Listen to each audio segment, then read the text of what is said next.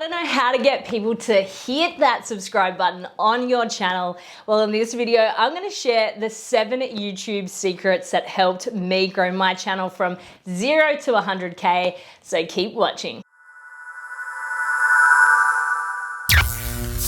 Hello guys, welcome back to my channel. I recently hit 100,000 subscribers over on my Garage Fitness Girl YouTube channel. So in today's video, I wanted to share with you 7 things that really helped me grow my channel. And I know these things will help you guys get more views and subscribers on your channel too. The first thing you want to do is get really clear on who your target audience is. And that was actually really easy for me because the person I was making videos for was me, or at least someone like me. Because the whole reason I actually started creating videos for Instagram and then for YouTube was because I stopped working at a gym, I started working from home, and I didn't want to have to get a gym membership. I just wanted to work out at home in my garage. I had a bunch of dumbbells and kettlebells at home, and so I just started creating these super challenging circuit and HIIT style workouts that didn't require much space or equipment. And that's how the whole Garage Fitness Girl idea even came along. I was literally looking for workout inspiration online or on Instagram every single day that was for women like me who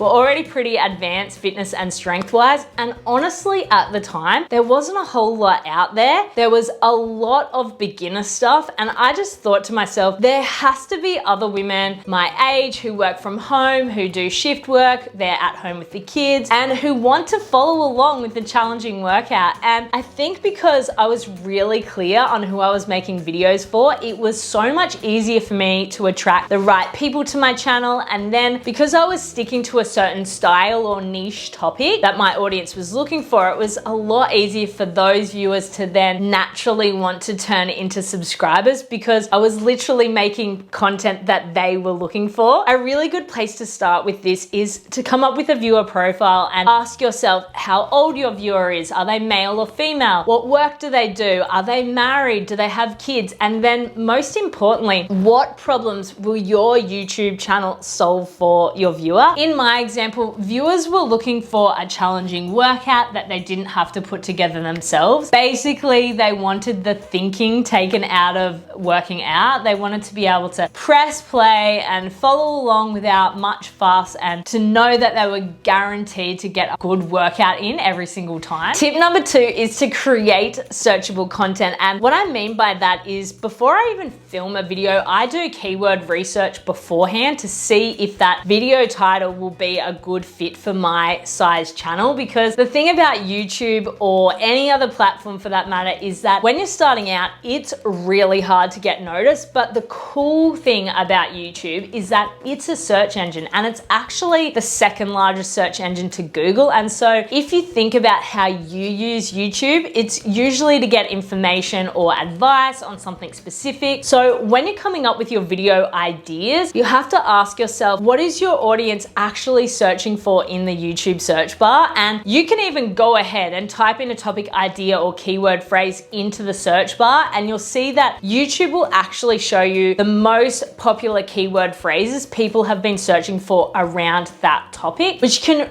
be really helpful in terms of narrowing down your ideas. But something you might not think about is that video titles that are really high up in search can also be really competitive, and titling your video with a really popular title might not give you the best chance to get your video ranked in search. And that's why I recommend using a tool like TubeBuddy, and I'll put a link in the description for you guys to check it out. And that will just help you find the right keywords and titles for your video. I already have TubeBuddy installed, so when I type in a video title that I might be thinking of making, you can see that it gives me a score based on how many people are searching for that title compared to how many videos with that same keyword I'm competing with.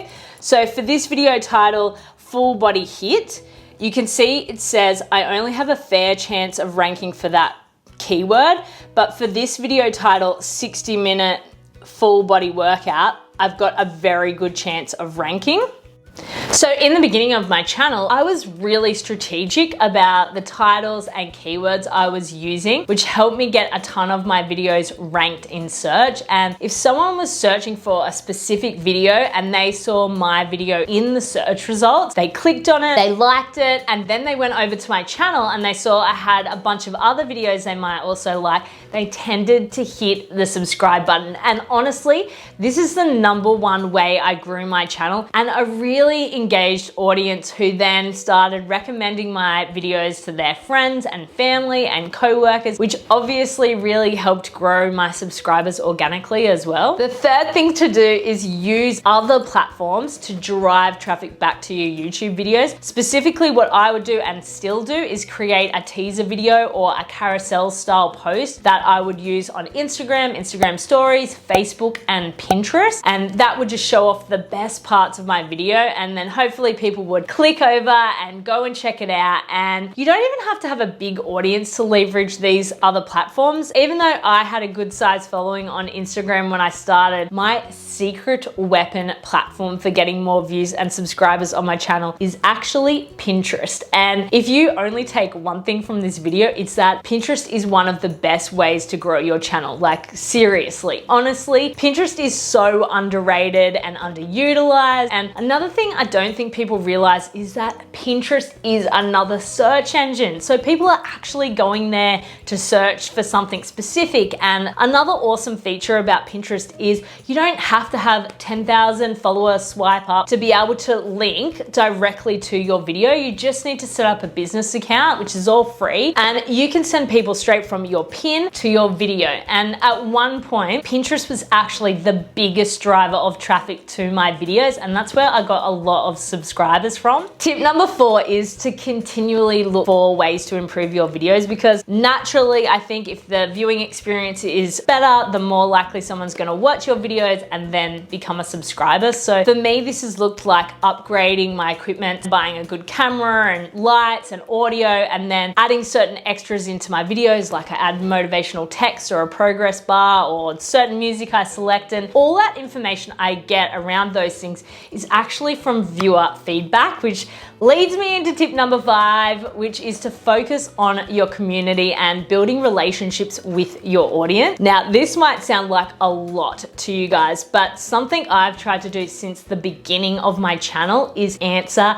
every single comment, and it's definitely not easy for me to do now since my audience has grown so much, but I think it's been a major reason why my channel grew, and it shows people that you actually care about them and that you want them to have a say in your channel. And when people feel heard and like they actually matter to you, then they feel more connected to you and the channel. So again, naturally they're more likely to become a subscriber, and they're also more likely to recommend your videos to friends and family and co-workers. Tip #6 is to be consistent, and this is so important regardless of what channel you have. But in terms of growing a fitness channel, I think it's particularly important because fitness people tend to be quite routine. I know I am. So if your viewers know that you're going to consistently upload a video every Tuesday and Friday at 11 a.m., they will factor watching your video into their schedule. And if they know they can depend on your consistent uploads, again, they're more likely to subscribe to your channel. Another thing I noticed is that viewers weren't just doing my videos on their own. They were getting extra accountability from friends or groups of people, and they were doing them over WhatsApp or Zoom. So I think that consistency really goes a long way towards people trusting you and counting on you, and then they'll reward you by subscribing to your channel. Tip #7 is to add personality to your videos, and I think a lot of this comes back to not taking yourself too seriously or trying to be perfect, because people crave authenticity and relatability. So even if you're an educational channel or you create follow along workouts where you don't talk like me, try and find ways to really show who you are in your videos. For me, this looks like me smiling throughout my workouts, or I let my puppies run in and out of the videos. For you, it could be wearing the same hat or having a certain tagline you always say. You'll honestly be surprised how something seemingly little makes such a big difference to the connection you have with your community and how that connection helps to grow your audience. Now, I've given you all my tips to grow on YouTube. Tick that notification bell so you get notified when I publish next week's video, which will be all about the mistakes I made, which I think really hurt my growth. And then while you wait for next week's video, check out these two next because they're full of more tips to help you up-level your fitness and health business